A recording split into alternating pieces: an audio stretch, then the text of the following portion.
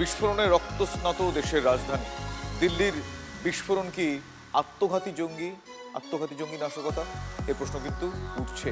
সব দিক খোলা রেখে দ্রুত তদন্ত এগিয়ে নিয়ে যাচ্ছেন এনআইএ, এনএসজি, দিল্লি পুলিশ সহ একাধিক এজেন্সির কর্তারা। রাতের পর সাত সকালে ঘটনাস্থলে ফরেন্সিক সহ এনআইএ, এনএসজির আধিকারিকরা। ঘটনাস্থল থেকে নমুনা সংগ্রহ করা হচ্ছে। ইতিমধ্যেই এই ঘটনাকে কেন্দ্র করে যে সমস্ত প্রশ্নগুলো সামনে আসছে সে প্রশ্নের উত্তর খোঁজার চেষ্টা করছেন তদন্তকারী আধিকারিকরা। বিস্ফোরণে রক্তস্নাত দেশের রাজধানী দিল্লির বিস্ফোরণ কি আত্মঘাতী জঙ্গি নাশকতা সে প্রশ্ন কিন্তু এই মুহূর্তে উঠছে, সেই উত্তর খোঁজার চেষ্টা চলছে।